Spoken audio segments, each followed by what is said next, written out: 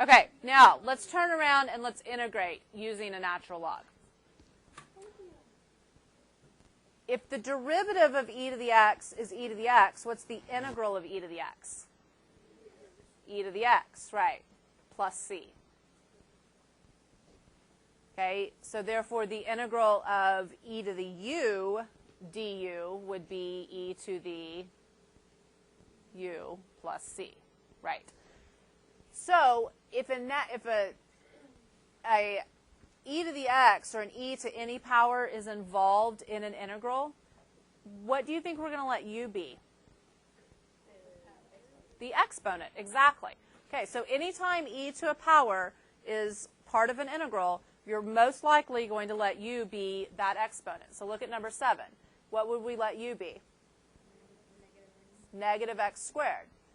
And du would be negative 2x dx. So we've got an e to the u. Can we make 3x dx into negative 2x dx? Yep. We would need to multiply the inside by negative 2/3, so therefore the outside by negative 3/2. Or you could have pulled the 3 out, multiply the inside by 2, and the outside by negative 1/2. Okay, so the integral of e to the u is e to the u. So it's negative 3/2 e to the u plus c. And just substitute your negative x squared back in.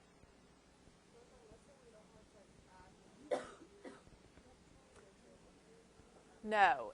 E to the x, the rules for e to the x are completely different from the power rule.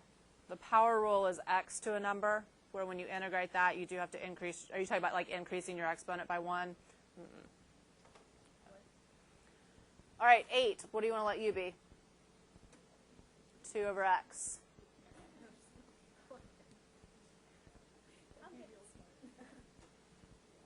Or I'm even going to call it 2x to the negative 1. Is that cool? All right, do I need to take the derivative of that or integrate that?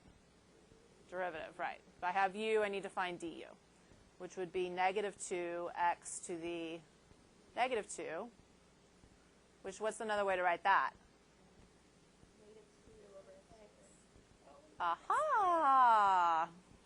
Negative 2 over x squared. Do I have an x squared in the bottom? I sure do.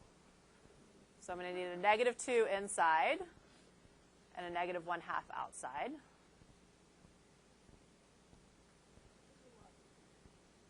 And so what do I get when I substitute my u's? Just e to the negative 1/2 integral e to the u du. Okay, so the integral is negative 1/2 e to the u plus c.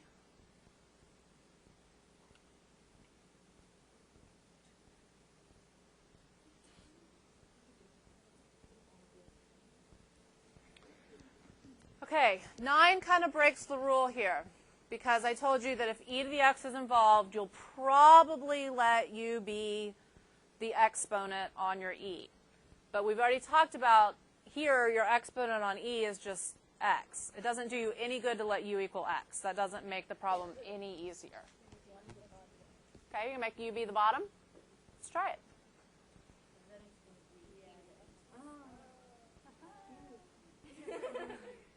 Nice, Olivia. All right, so obviously u has to be either e to the x or 1 plus e to the x. Those are your only two options. You've just got to try one of the two. If u is 1 plus e to the x, then du is e to the x dx.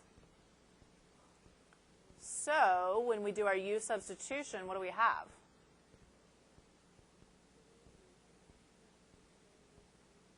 One over u du.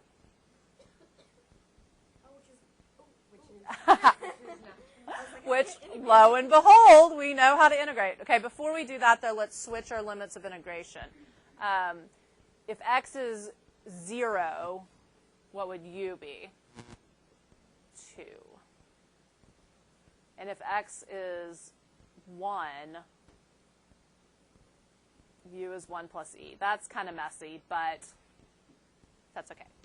All right, how do we integrate 1 over U? Natural log of U.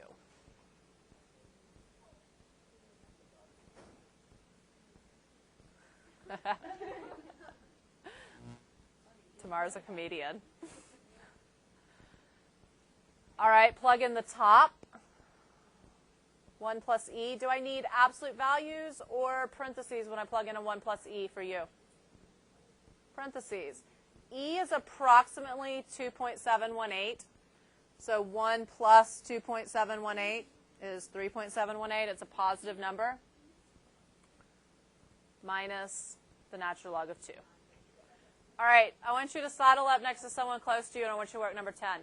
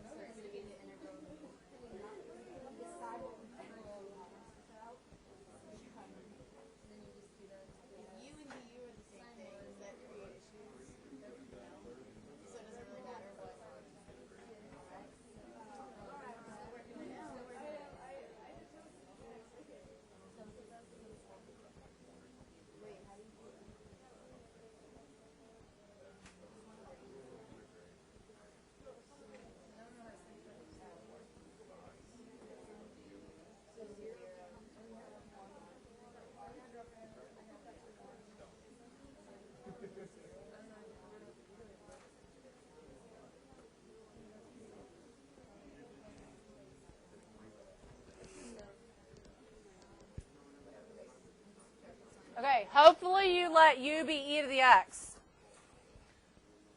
because then du is e to the x dx, and you're just integrating cosine u. If you have not finished, go ahead and finish it off.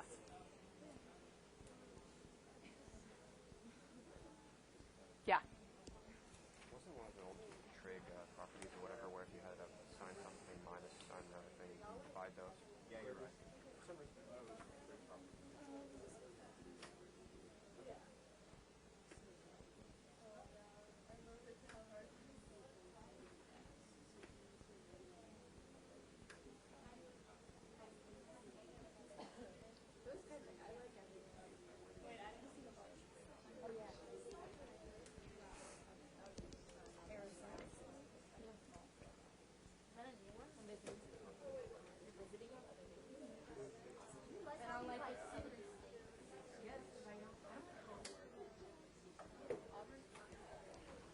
All right, so the answer is sine 1 minus sine e to the negative 1. Yeah, that's like 1 radian, which is like pi radians is 3.14, so it's like about pi. It's about sine of pi over 3. It's close to that. But without a calculator, you can't do anything with it. It's just the sine of 1 minus the sine of e to the negative 1. Okay, these are kind of fun. I mean, in a sick way, I think this is kind of fun because you kind of got to figure out what u is and everything fits into the puzzle.